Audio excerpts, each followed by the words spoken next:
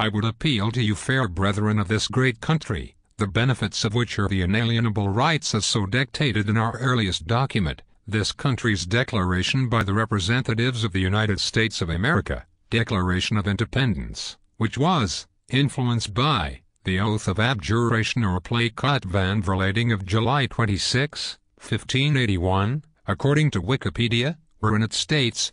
the Staten General, the General Estates, a sort of federal parliament, assert that a king is a servant of his people and should respect their laws and traditions. When he no longer does this, the people have the right to choose another ruler. While marriage, war or sale allowed control by Charles V and Philip II of the general region of Netherlands, Belgium, Luxembourg, a good part of the north of France, Artois, Nord, and a small part of the west of Germany, there was revolt against this control by William I of Orange, who didn't want modernization nor centralization of the decentralized medieval governmental structures, which implied high taxes and persecution of Protestants by the Catholic Church.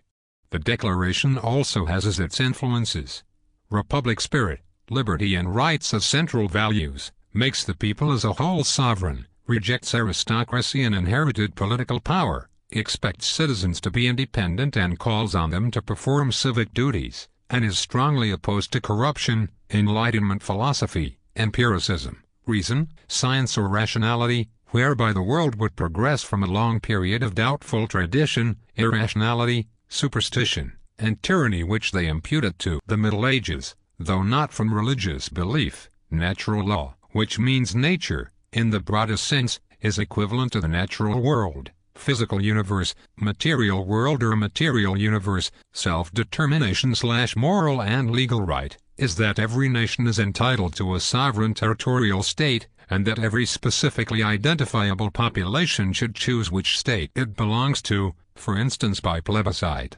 It implies that all nations, usually meaning an ethnic group that self-identifies as a nation, have an equal entitlement to a sovereign state.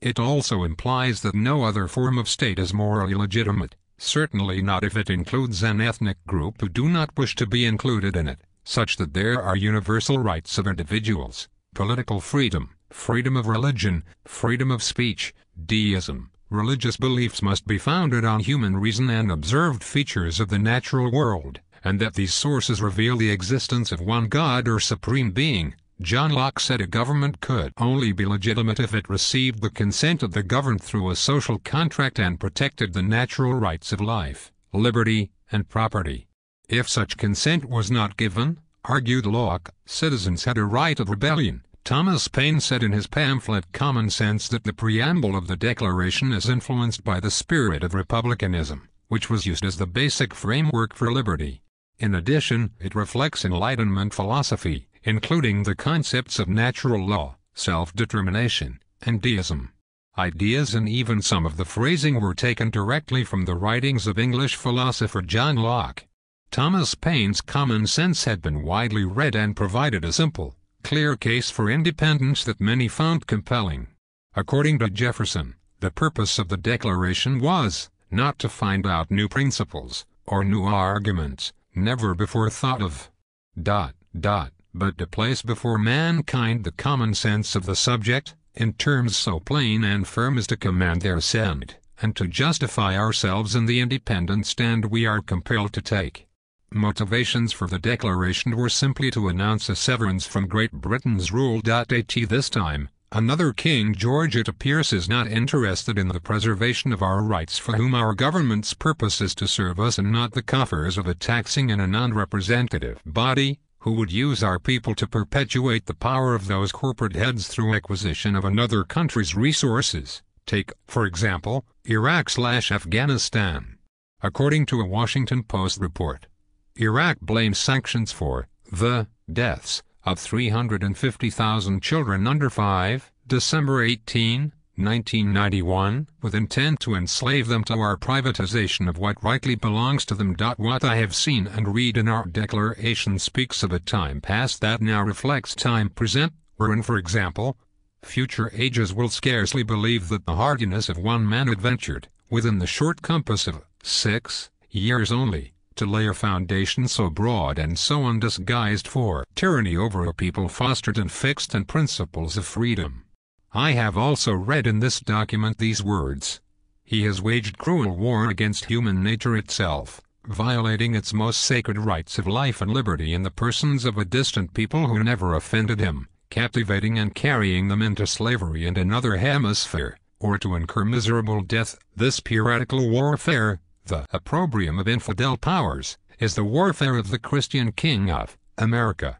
Determined to keep open a market where men should be bought and sold, he has prostituted his negative for suppressing every legislative attempt to prohibit or to restrain this execrable commerce. And that this assemblage of horrors might want no fact of distinguished day, he is now exciting those very people to rise in arms among us, and to purchase that liberty of which he has deprived them, by murdering the people on whom he also obtruded them, thus paying off former crimes committed against the liberties of one person, with crimes which he urges them to commit against the lives of another. He is at this time transporting large armies of foreign mercenaries to complete the works of death, desolation and tyranny already begun with circumstances of cruelty and perfidy unworthy the head of a civilized nation. See the Nuremberg Principles, wherein it states, "Any person who commits an act which constitutes a crime under international law is responsible therefor and is liable to punishment." Such crimes according to Nuremberg law include crimes against peace, i.e., planning, preparation, initiation or waging of a war of aggression or a war in violation of international treaties, agreements or assurances. 2. Participation in a common plan or conspiracy for the accomplishment of any of the acts mentioned under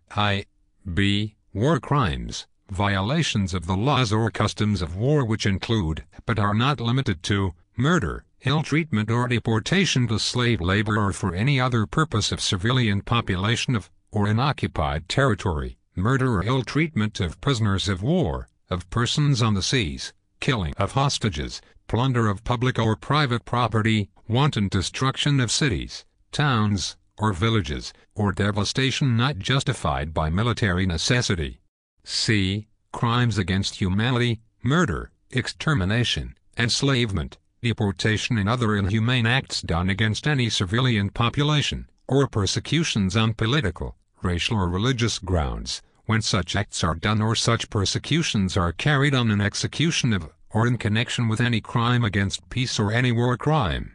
Do we not also agree that as Thomas Jefferson outlined our rights and as our government should be so run and our military to be so confined as to be beholden to the people, who it has been reported that all men are created equal, that they are endowed by their Creator with inherent and inalienable rights, that among these are life, liberty and the pursuit of happiness, that to secure these rights, governments are instituted among men, deriving their just powers from the consent of the governed, that whenever any form of government becomes destructive of these ends, it is the right of the people to alter or to abolish it, and to institute new government, laying its foundation on such principles, and organizing its powers in such form, as to them shall seem most likely to affect their safety and happiness.